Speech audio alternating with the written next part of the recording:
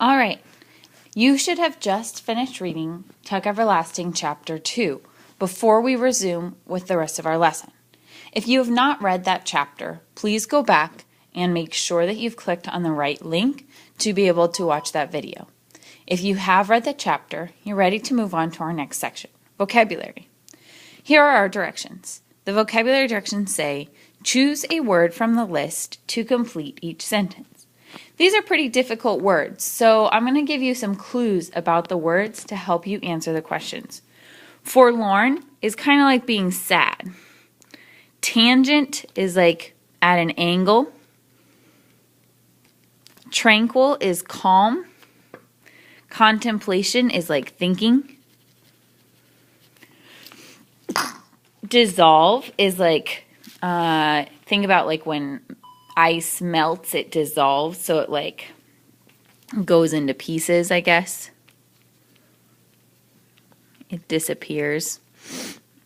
Infinite is like unending. Tolerant is acceptable. Oppressive is like harsh or strict or overwhelming. Meager is small. And accessible is like easy to access. Let's take a look at our sentences. You can see that I've completed the first one already. The monkey was astonished to see the sugar cube blank in the glass of water. So I could have tried this out with lots of different words. The monkey was astonished to see the sugar cube tranquil in the glass of water, contemplation in the glass of water, meager in the glass of water. None of those make sense. But I know the meaning of dissolve, and I've heard it used before in this context. So I know that the word I can use to fill in this blank is dissolve. Let's try another one. You will never find so blank a scene as a beautiful rose garden in summer. So I'm looking for a word that describes a beautiful rose garden. Let me look at my options. Would I say that a rose garden is forlorn or sad? Probably not. Even though I could, I don't think that that's the best choice. I think I'm going to go with a calm rose garden, or in other words, a tranquil rose garden, because that shows that the garden is very calm and peaceful. Let's look at the next one.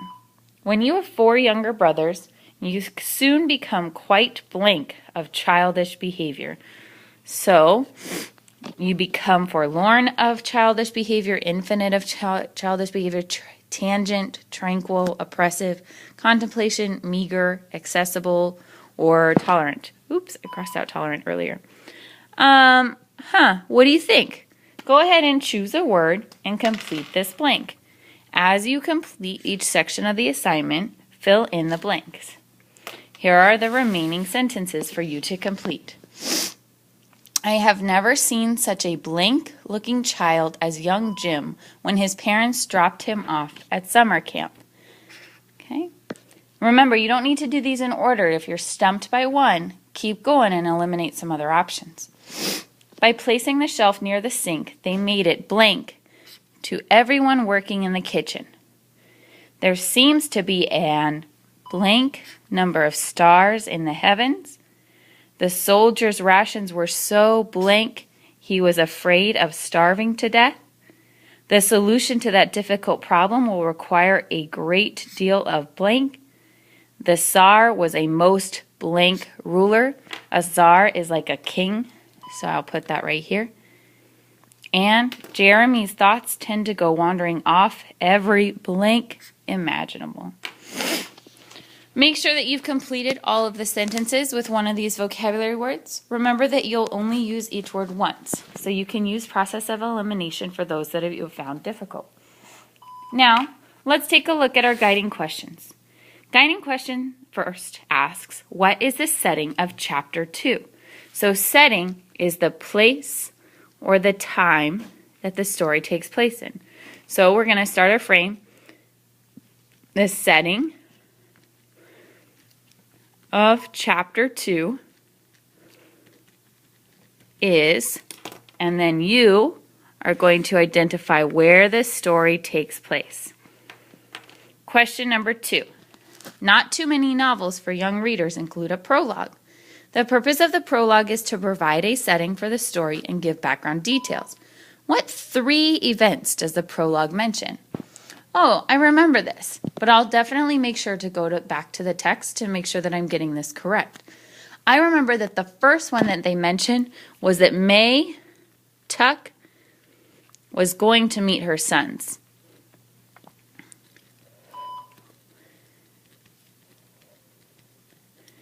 And there was something about Winnie Foster. Do you remember what it was? Go back in the text and find it if you don't. What was Winnie Foster doing during the prologue? And the third one is a stranger.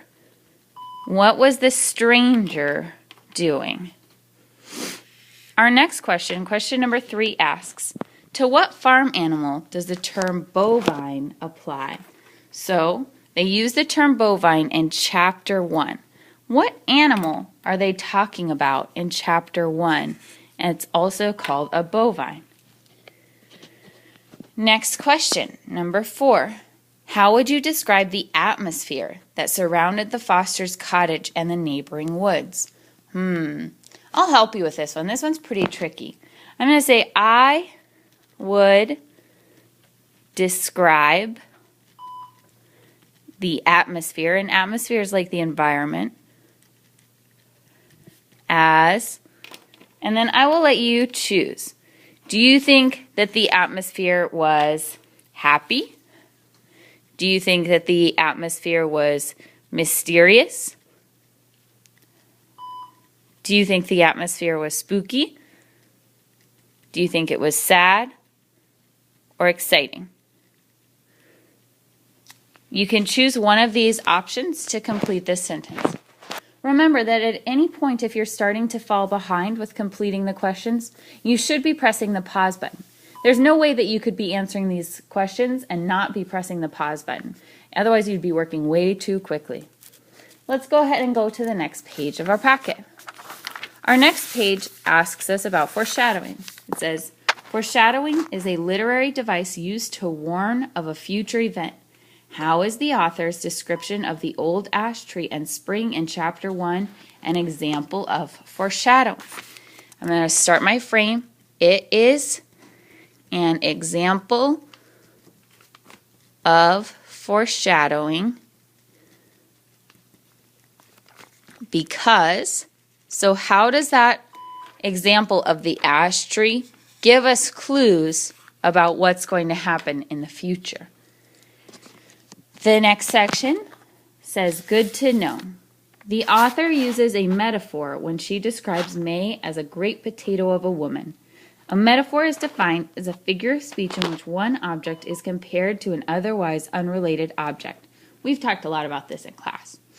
William Shakespeare penned perhaps the most famous metaphor when he wrote, "All the world's a stage." Why was May so excited in chapter 2? Okay, let's see. May was excited because, and then you can fill in that answer. Why was she so excited?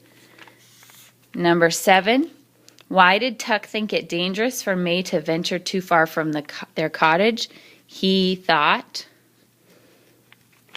it was dangerous because, okay. What is odd about Tuck's response to May's question, will you be all right?